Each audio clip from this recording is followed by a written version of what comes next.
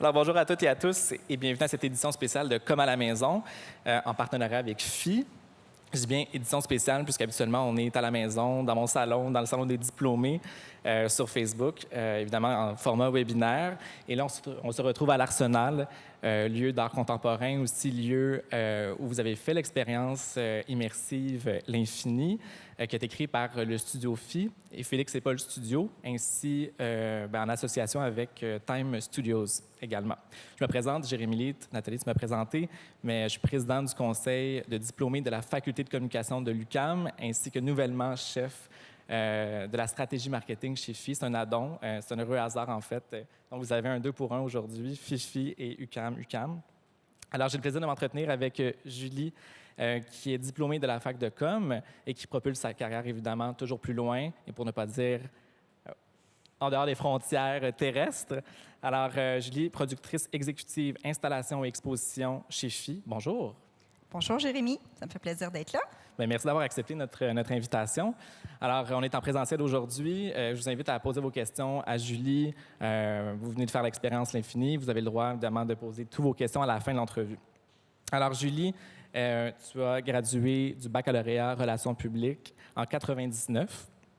Tu as mis sur pied un cabinet de relations publiques Nexus à l'UQAM. Tu as également organisé un congrès de communication en temps de crise. Tu es boursière de la bourse Shandwick en 1999. Tu cumules plus de 15 ans d'expérience dans les agences marketing chez Cossette, chez Kelly et compagnie, chez One Production, en tant que manager, consultante, spécialiste de l'expérience de marque, productrice et maintenant chez FI depuis 5 ans. Alors, quand même. Merci pour ce beau résumé de parcours. Une super carrière qui n'est pas près de terminer. Alors, parlons de l'exposition, cette expérience immersive dont tout le monde parle, L'Infini, qui se déroule ici à l'Arsenal jusqu'au 7 novembre prochain. Pourquoi elle est si particulière, cette exposition-là?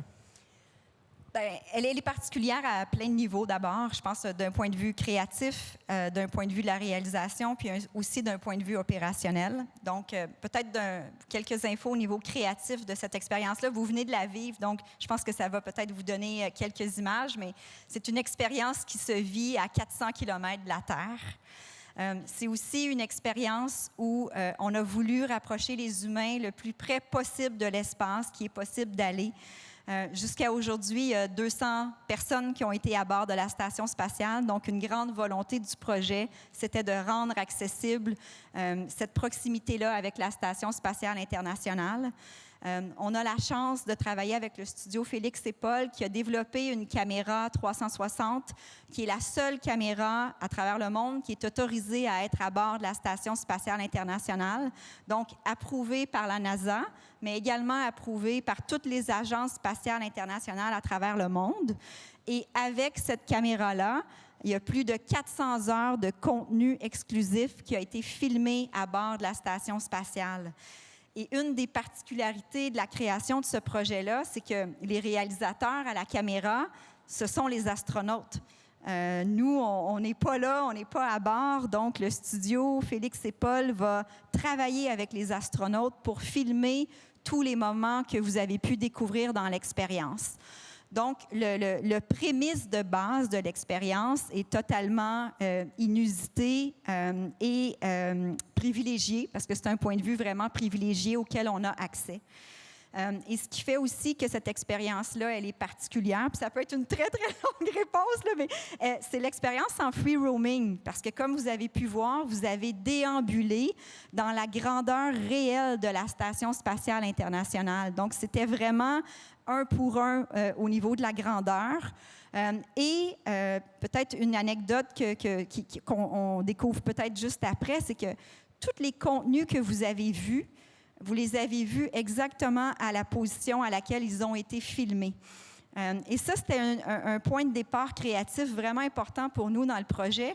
C'est qu'on voulait que, quand on va aller à Houston, qui est notre prochaine ville, puis que tous les astronautes de la NASA vont venir vivre l'expérience, on voulait que quand ils vont rentrer à bord de la station spatiale, qu'ils puissent dire oh, « c'est vraiment là que ça a été filmé, c'est vraiment là qu'on était ». Donc, tous les contenus se retrouvent vraiment dans les bons modules de la station. Donc, ça aussi, c'est une particularité parce qu'on a voulu respecter l'approche très, très documentaire du projet. On a voulu aussi faire en sorte que la technologie qu'on utilisait était la moins disruptive possible de l'expérience, qu'elle vous permette vraiment d'oublier l'espace physique. Puis une des particularités du projet, puis peut-être que vous pourrez me dire si vous l'avez ressenti, mais on souhaitait vraiment qu'on oublie, que les visiteurs oublient l'espace dans lequel ils sont et que pour un moment, vous soyez vraiment plongés dans l'espace et que vous oubliez le monde physique. Donc, que le virtuel et le physique se rencontrent. C'est certain qu'il y a des moments dans l'expérience quand on vous dit c'est le moment d'aller vous asseoir, vous avez un fauteuil. C'est des choses qu'on a dû rajouter en cours de route dans l'expérience parce qu'on se rendait compte que le visiteur, les comportements humains n'étaient peut-être pas encore rendus à comprendre, à associer qu'il y avait réellement une chaise puis qu'il fallait vraiment aller s'asseoir. Ça faisait partie un peu des limites de la création qu'on s'est rendu compte que les comportements humains ne sont pas tout à fait rendus là. Sinon, l'expérience, elle est particulière d'un point de vue technologique parce que, la technologie qui est utilisée, le plancher de tracking, en fait, sur lequel vous marchiez, c'est un plancher dans lequel toutes les petites lumières vertes que vous avez pu voir à la fin, ce sont des sensors. Et sur votre casque de réalité virtuelle, il y a une caméra qu'on a disposée. C'est un dispositif qu'on a ajouté au casque. Et qui permet de vous repérer dans l'espace et qui fait en sorte que ça nous permet de localiser les autres personnes que vous voyez en avatar et de tout le temps nous assurer qu'il n'y ait pas de collision qui soit possible dans l'espace. Donc, cette technologie-là, c'est une technologie qui est utilisée principalement pour entraîner des groupes. C'est beaucoup plus industriel. C'est la première fois que le plancher d'anti-latency était utilisé pour des raisons d'entertainment. On a vraiment travaillé sur les composantes de tracking de ce produit-là avec celle aussi du casque Oculus Quest. Je ne sais pas, je serais curieuse de voir entre vous qui avait l'habitude peut-être un peu de faire des expériences de réalité virtuelle puis qui ont peut-être un casque Quest Oculus à la maison. Est-ce qu'il y en a? Non? C'est tous votre première fois, finalement? OK. Donc, le casque en tant que tel a aussi certaines composantes de tracking. Et donc, on a fait collaborer ces deux technologies-là ensemble. Par exemple, tout le tracking de vos mains vient beaucoup plus des capacités du casque que du plancher. Donc, bref, ça aussi, c'est une des grandes particularités de ce projet-là, de le développement technologique qui a été fait en arrière. Puis, je dirais que la troisième grande particularité, c'est le scale de l'expérience. On a voulu, dès le départ, on s'était donné comme objectif de faire l'expérience de réalité virtuelle qui avait la capacité d'accueillir le plus grand nombre de visiteurs en même temps. Et ça ne s'était jamais fait. En ce moment, dans l'Infini à Montréal, on accueille jusqu'à 120 personnes à l'heure et on peut avoir jusqu'à 80 personnes en même temps qui sont à bord de la station spatiale. Donc ça aussi, au niveau de la capacité, au niveau de la gestion, c'est quelque chose qui était vraiment innovateur. Et pourquoi c'était important pour nous, c'est que le Centre Phi, ça fait maintenant plus de 5 ans qu'on présente des expositions de réalité virtuelle. Et souvent, c'est un médiateur, donc un personnel sur le plancher qui accompagne un visiteur. Donc, quand on rentre dans le développement d'un modèle d'affaires, de trouver une façon que ces expositions-là soient économiquement viables, bien, il faut trouver une façon d'augmenter la capacité de l'exposition. Donc, dès le départ, on s'était donné un objectif très, très élevé de pouvoir accueillir beaucoup de visiteurs pour être sûr que monétairement, ce soit un modèle qui fonctionne. On est vraiment fiers aujourd'hui, après presque 3 mois de présentation à Montréal, de dire qu'on a accueilli, en date d'aujourd'hui, plus de 60 000 visiteurs. On a atteint notre objectif c'est vraiment l'expérience de réalité virtuelle qui va rester comme étant le modèle à battre. Mes collègues dans l'industrie nous disent qu'on vient d'être un game changer puis de vraiment changer les paramètres de ce type d'exposition-là. Et je sens que les gens vont se bousculer pour venir dans le dernier mois, là, parce que ça se termine le 7 novembre. Ouais. Tu parlais tantôt que vous allez décoller vers Houston. Donc, la ville, c'est vraiment littéralement la ville de l'espace. Est-ce que c'est facile à exporter, ce genre d'exposition-là? Bien, en fait, on s'est donné des paramètres qui les rendent un peu complexes parce que l'espace de free roaming dans lequel vous allez déambuler, Quand on est à bord de la station spatiale, il faut que ce soit un espace où physiquement, il n'y a pas de colonne, ce qui est très, très rare à trouver quand on fait de la recherche de lieux, de trouver des très grands espaces comme ça, vastes, sans colonne. On s'était donné aussi créativement un objectif d'avoir de l'ampleur, de représenter l'espace, l'infini. Donc, comme vous avez pu voir, on a travaillé vraiment avec des structures en hauteur. On cherche donc des espaces à 21 pieds de plafond. Donc, tout ça, c'est des contraintes physiques. Et quand on le développe après, bien, pour que le modèle soit économiquement viable, il faut réfléchir, OK, mais ça me prend combien de temps monter ce show-là quand j'arrive dans une ville? Ça me prend combien de techniciens pour le monter? Ça me prend combien de camions pour le voyager? Tu sais, ce que vous venez de voir va voyager dans 10 camions de 53 pieds. Ça me prend combien de temps me rendre d'une ville à l'autre? Donc, c'est tous des paramètres qu'on va calculer, qu'on va évaluer dans notre modèle d'affaires et auxquels on doit réfléchir vraiment en amont pour être sûr que notre projet soit viable et qu'il puisse voyager d'une ville à l'autre. C'est aussi un projet où on engage 40 personnes pour travailler dans l'expérience. On a 2 équipes de 20 qui travaillent sur le plancher. Donc, dans chaque ville où on va, on doit réembaucher ces équipes-là, les former. Et comme c'est des expériences qui sont novatrices, de trouver du personnel qualifié qui a l'habitude à la réalité virtuelle, ça n'existe pas. Donc, on doit aussi travailler sur nos processus d'entraînement, de training, d'avoir vraiment des gens qui sont qualifiés pour se déplacer, puis aller former les gens pour opérer ce type d'expérience-là. Mais l'objectif de l'Infini, c'est de voyager sur les 5 prochaines années. On doit visiter 12 villes en Amérique du Nord. Et en ce moment, on est quand même en conversation avec plusieurs coproducteurs en Europe, en Asie, pour faire d'autres kits parce que les gens sont vraiment intéressés à voir ce projet-là sur d'autres continents maintenant. Très impressionnant. C'était ma prochaine question, savoir si on allait outre-mer. Le futur des expositions immersives, selon toi, tu l'as dit tantôt, c'est game changer. Quand on change les règles du jeu, on est les game changers. Vers où on s'en va là, dans 5-10 ans? Bien, moi, c'est sûr que ce que je surveille et ce qui m'intéresse vraiment, c'est l'arrivée de la 5G. L'arrivée de la 5G va certainement être le plus gros game changer pour nous.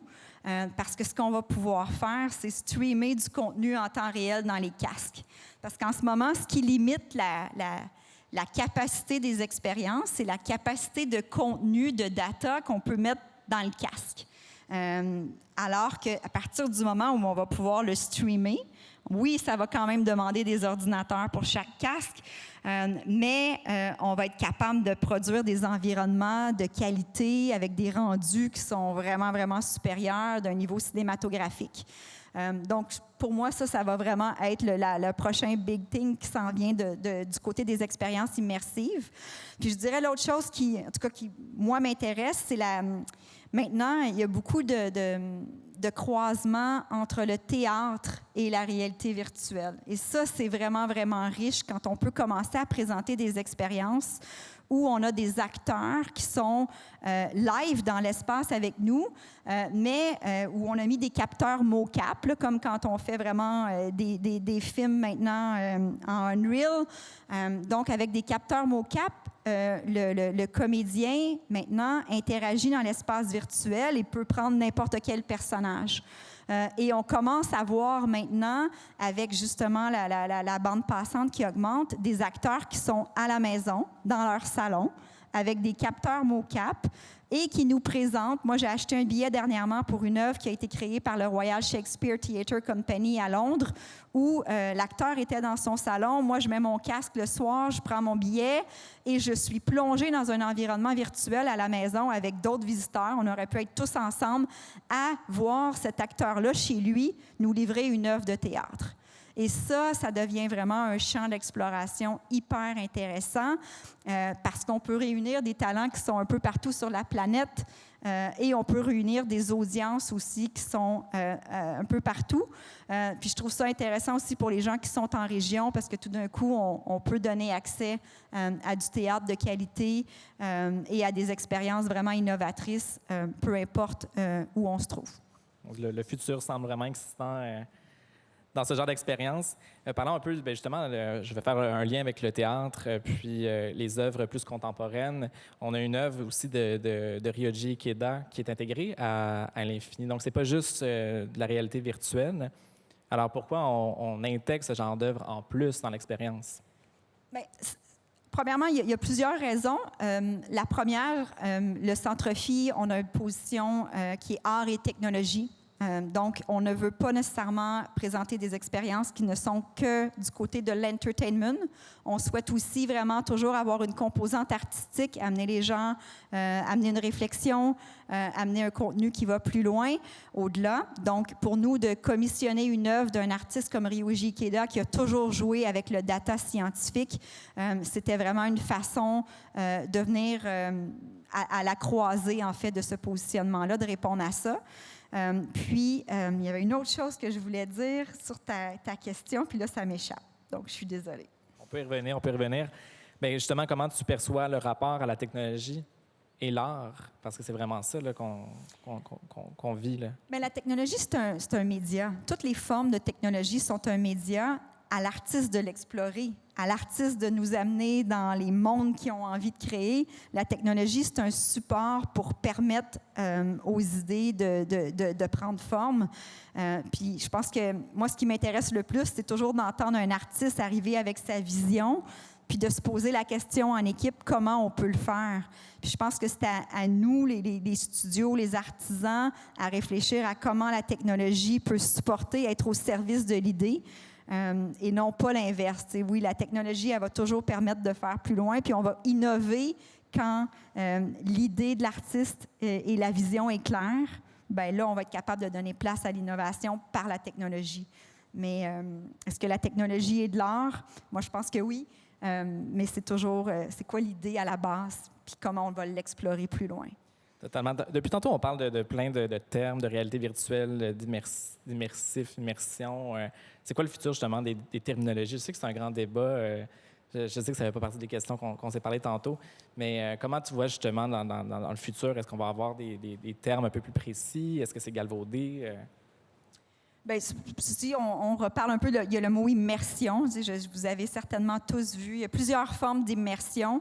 On nous présente beaucoup des expériences où on voit de la projection grand format, grandeur nature, puis on est plongé dans d'autres univers.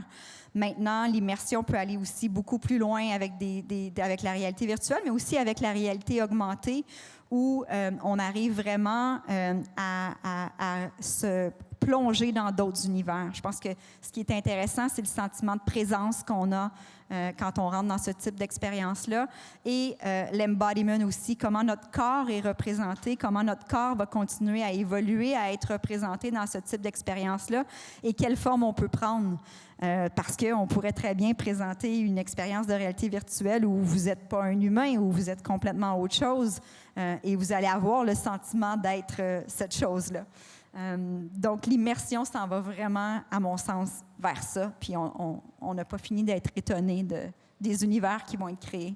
Totalement. Ça fait penser aussi à une exposition au Centre Phi, We Live in Ocean of Air, où là, on ajoute vraiment des capteurs cardiaques, on a des bracelets, on a même des sensors pour la respiration. On voit notre respiration. Donc, c'était vraiment à voir au Centre Phi, là, si vous voulez...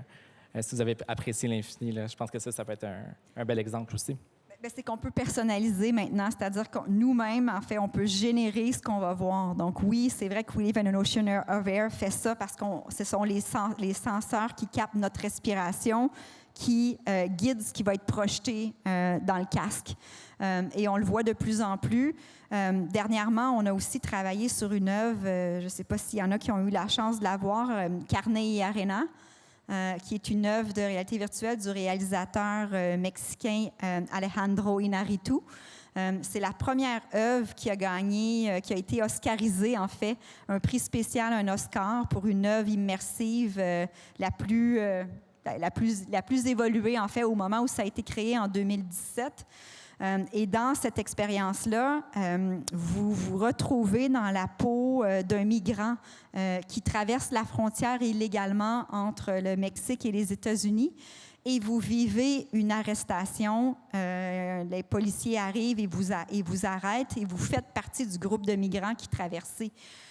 Et le sentiment, quand je parle du sentiment de présence, c'est vraiment ça. C'est vraiment que pendant les 8 minutes, c'est très, très court de l'expérience parce que c'est très, très intense, vous êtes là. Moi, la première fois que j'ai fait cette expérience-là, je l'ai passée à 4 pattes dans un coin, les mains dans les airs, parce que j'avais vraiment peur, j'avais vraiment le feeling que j'allais me faire arrêter puis me faire shooter dessus. Donc, ces œuvres-là nous permettent de créer des moments d'empathie qui sont vraiment, vraiment forts, de nous amener dans des univers où on n'aurait pas accès. Puis c'est pas toujours fantaisiste, hein, c'est pas toujours imaginaire. Des fois, c'est vraiment, ça nous permet de voir la réalité de d'autres personnes aussi, puis de se mettre à leur place. Donc, pour moi, l'immersion, c'est vraiment ce qu'on va continuer à pousser vraiment dans les prochaines années. Je pense qu'il y a un beau mot-clé, l'empathie. Je pense que ça permet de développer ça. Puis je pense qu'on en a besoin de plus en plus, hein, de l'empathie après une année pandémique sans pareil. Merci pour t'avoir parlé de l'exposition. Maintenant, on va parler de toi, de tes 20 ans de carrière depuis ta sortie de l'UQAM en 99. Depuis ton premier projet, puis l'Infini aujourd'hui, quelles sont les évolutions les plus marquantes, selon toi, dans l'industrie, dans le milieu des communications, de la production, etc.? C'est pas facile parce qu'il y en a eu beaucoup, mais c'est sûr que pour moi, un élément marquant qui a changé la façon dont on fait les choses, c'est puis bon, vous avez certainement grandi avec ça, mais c'est les médias sociaux. Je veux dire, à partir quand moi j'ai étudié en 99 à l'UQAM en relations publiques, on travaillait sur comment on va sortir le message. Ça va être quoi le message qu'on va communiquer en tant qu'entreprise? À quel moment on peut communiquer ce message-là? À quelle audience on va vouloir parler? Comment on adapte notre message pour parler à différentes audiences? Alors qu'aujourd'hui, avec les médias sociaux, je pense que les entreprises ne se posent plus ces questions-là. Elles doivent répondre au dialogue, elles doivent échanger avec leurs visiteurs, leurs consommateurs. Puis c'est beaucoup plus une relation... oui, bicommunicationnel dans les deux sens, mais qui est pratiquement dicté, j'ai l'impression, par le visiteur, par le consommateur, parce que ce que lui perçoit, puis comment on va échanger avec eux. Donc, certainement que ça n'existait pas. Quand j'ai gradué, on commençait à avoir Internet, là, ça fait qu'on n'avait pas ces considérations-là. Puis je dirais qu'une autre chose aujourd'hui qui a vraiment, en tout cas moi, qui m'a fait évoluer puis qui a vraiment pris une autre ampleur, c'est le contenu. Je veux dire, l'importance de présenter du contenu de qualité, la multiplicité des sources de contenu auxquelles on a accès, le fait qu'on est tous des générateurs de contenu avec nos téléphones maintenant, tout ce qu'on filme, ce qu'on documente, ce qu'on échange, ça n'existait pas. Donc, on avait des sources d'informations qui étaient peut-être plus restreintes. Et à ce moment-là, le rôle qu'on avait en tant que communicateur, c'était vraiment de s'assurer d'utiliser les bons canaux pour les bons messages. Aujourd'hui, tout est un canal, tout est un message. Je pense que c'est beaucoup plus challengeant au niveau des communications. Je ne travaille plus dans ce domaine-là, donc maintenant, moi, je suis en production, c'est vraiment différent. Les challenges qu'on a, c'est de présenter des contenus qui se démarquent. Mais une chose qui reste, qui est constant, c'est l'authenticité. Je pense que ça, c'est vraiment la clé d'être authentique dans ce qu'on présente, dans ce qu'on communique, que ce soit en tant qu'entreprise ou en tant que consommateur. Ouais, je dirais même que le marketing aujourd'hui ou les relations publiques sont de plus en plus intégrés aussi dans la production. Quand on parle de contenu, on doit travailler main dans la main pour quand tu parles d'authenticité, c'est ça. Quand une marque n'est pas authentique, on le voit, on le sent assez rapidement. En parlant de l'UQAM, tes études à l'UQAM, est-ce que tu penses que l'UQAM prépare bien les étudiants à la vie professionnelle? Bien, Juste une anecdote, peut-être.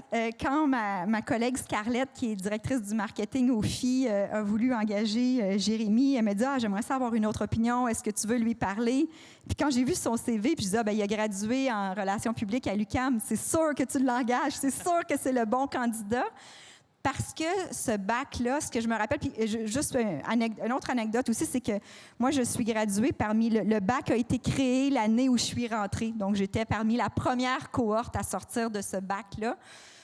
Et la beauté, c'est que c'est une approche qui est vraiment pluridisciplinaire. C'est-à-dire que, en tout cas, à mon époque, on avait 1/3 de nos cours qui venaient des sciences de la gestion, 1/3 qui venait beaucoup plus du social, puis 1/3 des communications.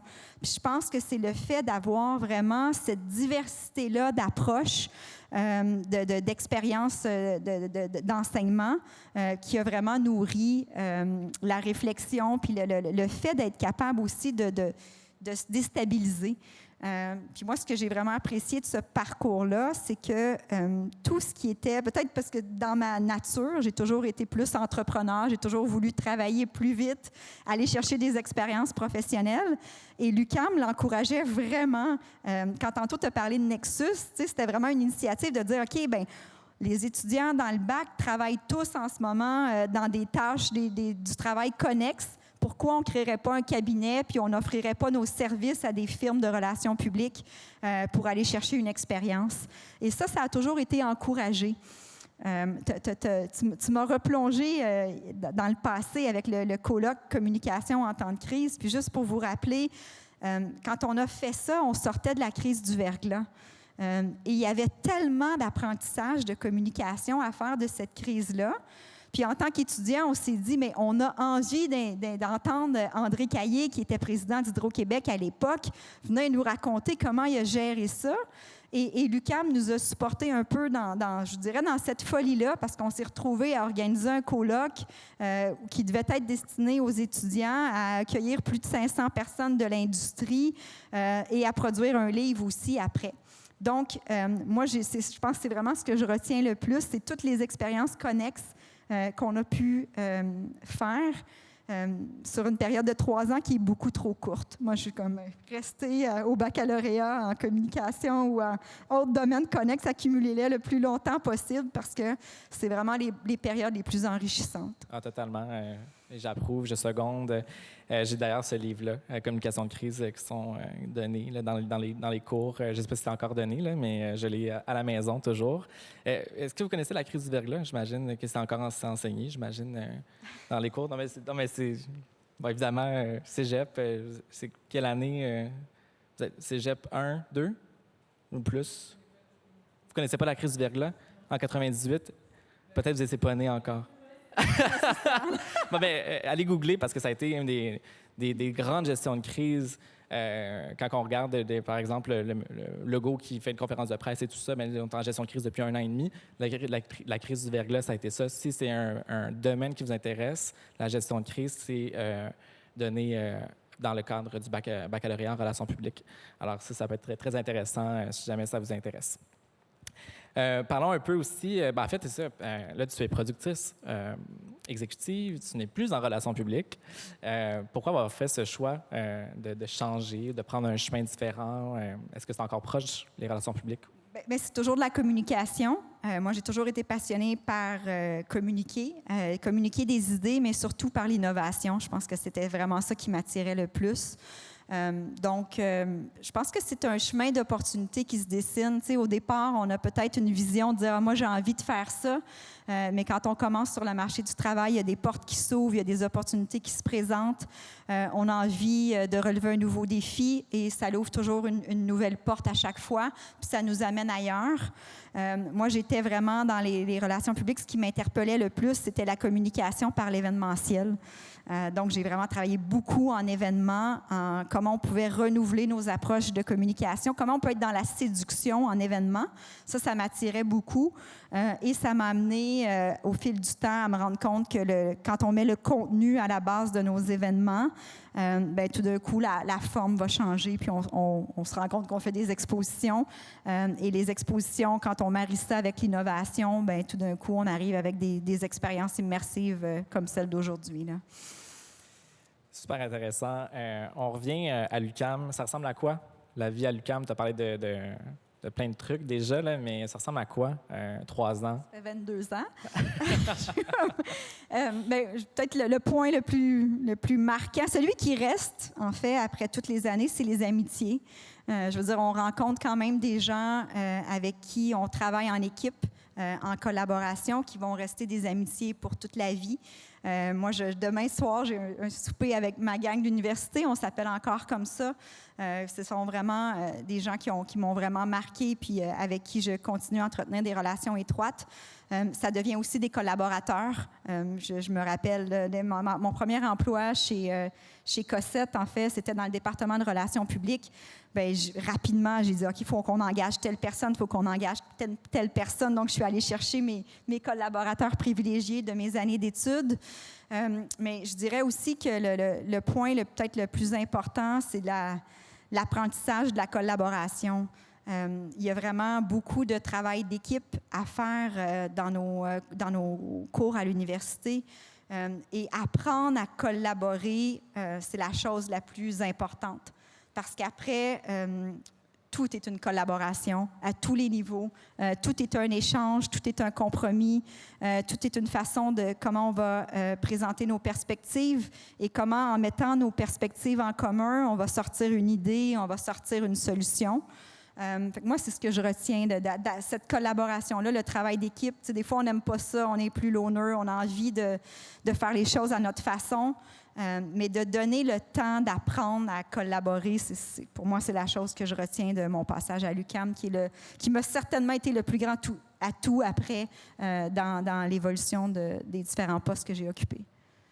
Non, mais je pense que c'est aussi une question de contact, de développer son réseau, les amitiés, c'est tellement ça, les bières à 2 $ aussi, que je me souviens ou pas. Quel conseil tu donnerais justement aux cégepiens que tu aurais aimé recevoir à 17-18 ans? La chose que moi, je retiens le plus puis que je répète souvent à mon équipe, c'est toujours la partie la plus difficile, c'est d'émettre une idée, c'est d'émettre une solution, de proposer quelque chose. Puis je vous dirais de ne pas avoir peur de proposer quelque chose. C'est tellement plus facile d'être en mode observateur puis de poser un regard critique, un jugement, un commentaire. C'est une position qui est confortable. Mais choisissez l'inconfort d'émettre une idée parce que c'est ça qui amène la discussion. Puis l'idée est peut-être pas bonne, puis tout le monde va peut-être dire « Ah, c'est pas une bonne idée », mais quelle conversation cette idée-là va-t-elle provoquer? C'est ça qui est intéressant. Fait que moi, je dirais dans la vie, de vraiment essayer de provoquer les choses en émettant des opinions. Moi, je me rappelle tout le temps aussi que you're as good as the last job you've done. Donc, continuellement se renouveler, continuellement se remettre en question, se challenger, c'est quelque chose qui est vraiment important. Puis que, c'est très personnel, mais pour moi, l'ego n'a pas sa place. Je veux dire, la reconnaissance, ce qu'on fait aujourd'hui, c'est la première fois que je parle avec un groupe, ça vient avec les expériences qu'on fait par le passé, puis de ne pas chercher ça, de vraiment focusser sur les accomplissements, les projets, parce que c'est ça qui est stimulant. C'est pas le résultat qui compte, c'est le chemin qu'on prend pour y arriver. Il faut que le processus soit vraiment trippant pour qu'on ait du plaisir. Fait que moi, je focuserais vraiment là-dessus. Super inspirant. Ça met fin à notre entretien. Merci beaucoup, Julie. Très inspirante. Merci à toi. Très choyé de t'avoir comme collègue également. Merci à l'Arsenal de nous accueillir ici. C'est magnifique. On peut voir une belle œuvre en arrière.